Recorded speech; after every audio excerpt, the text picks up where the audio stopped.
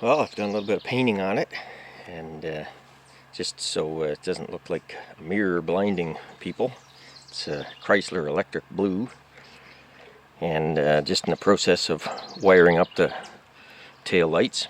I'm actually going to run LED bulbs in them to minimize electric consumption. But got my pod tail lights in the works there, so it's coming along. Hopefully have it on the road today. Won't be finished, but it'll be on the road. So here's how much you can paint with one can of looks like an 8-ounce can. This is Chrysler Electric Blue CBCC0430 Electric Blue. Anyway, so we went all the way there, around this whole panel here basically. Painted the whole tailgate, well, the outside of it. I didn't bother with the inside. It looks pretty good when you paint galvanized with it. Then around this side, pretty much to there. And the can's dead now. So to paint the rest of the trailer, I have one more can. I'm thinking I'm going to need at least a couple more cans. But you get it in the sunlight, it is a nice color, electric blue. Here's the way I'm holding the tailgate in. 3/8 bolt with a clip through it there. So that seems to work. Got the lights all wired up. I'm running LED bulbs in them at like $13 a piece. And I've got all new wiring right from the connector all the way back, so the trailer's all new wiring now.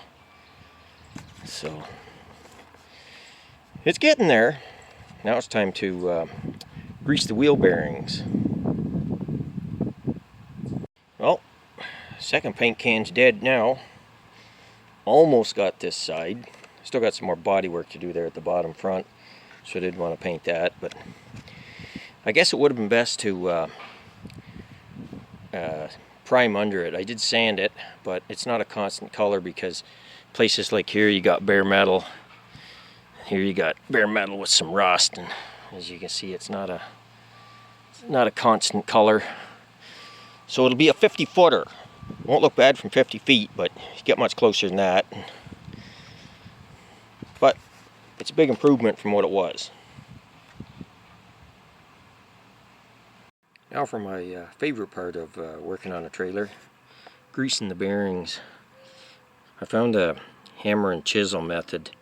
I had to use that to get the grease cap off of there. So it's got the cotter pin, but I found interesting how far the nut moves around there, even with the cotter pin. Like I say, this thing's 1954, so they probably changed some things since then, but anyway, get on with the greasing them here. So I got the hub off the axle. This is a standard 1-inch axle, and I'll have to take the grease seal out to get the inner bearing out to grease it. But all in all, the bearing seemed to have sufficient grease on it. I marked on the cap, no, must be the other side, it says 05, so I greased these bearings last in 2005, but the trailer hasn't really moved since. But so you know, it wasn't driven down the road for the grease to get worn off, so I'll repack them. I believe I've got the same type of grease, same container probably, so should all be good. But if you're going on a long trip with a trailer, it's not a bad plan. I always have a spare tire, but it wouldn't be a bad plan to have a spare wheel bearing either. They come in a set. I was looking at them today. This is a Canadian price, $26, or I think 36 for a set of 2 to do both sides. There's 2 bearings in each side, so the $36 set would get you 4 bearings, and they were SKF, so they should be decent quality. But Because generally speaking, when I see trailers pulled over, they either have a blown tire or the bearings let go. But it would, you can put your this part of the bearing in no problem, as long as it didn't tear the outer cone up, because you're going to have a little fun getting replacing that on the side of the highway. But so like I say, keeping a spare $25 bearing in the trunk can, and you need some tools too.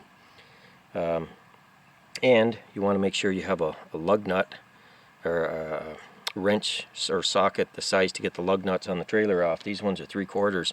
Needless to say, my Ford Focus isn't that size. So probably your car jack will jack the trailer up. One of the little hand crank jobbies, because the trailer's going to be pretty low if it blows a tire. So just a couple of little tips there. I hauled trailers thousands of miles, so I got lucky and never had any major problems with tires or anything. I had problems with the roof trying to come off of it one time, but bolts vibrated loose and stuff. I mustn't use nylon lock nuts on them or something, I can't remember. But anyway, don't want to make this video here too long. Okay, so I use an old method for greasing bearings that my friend showed me. I just get grease with one finger there. Take the bearing and you take the larger end of the cone, and then you push it down into it and wipe it towards you, or whatever, away. Now that forces the grease into the bearing and forces the old grease out. You see that? The old grease comes out the top. So then I wipe it off, and you go through a lot of paper towel doing this, and then the grease builds up on the inside. I put that back on my palm, and then I keep doing it. So you just continue that process, work your way around the bearing, add more grease to your palm as you need to. And it's very messy and takes a bit of time, but that's the easiest way I know how to do it by hand. So I took the trailer for its first drive. All the lights worked A1, so that was good. And believe it or not, the trailer weighs close to 500 pounds, and you didn't really hardly even notice it was there behind the Focus. I was kind of surprised. But anyway, so now I got more body work on this side at the back, and I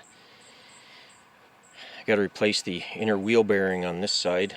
Had pits in the roller, so I'll be putting a new bearing in there. But other than that, everything. Oh, the other thing, I had to flip the ball mount upside down. I got a 2 5/8 rise now, and if you look at it, I know it's on a hill, an increasing hill, but the trailer sits about flat now.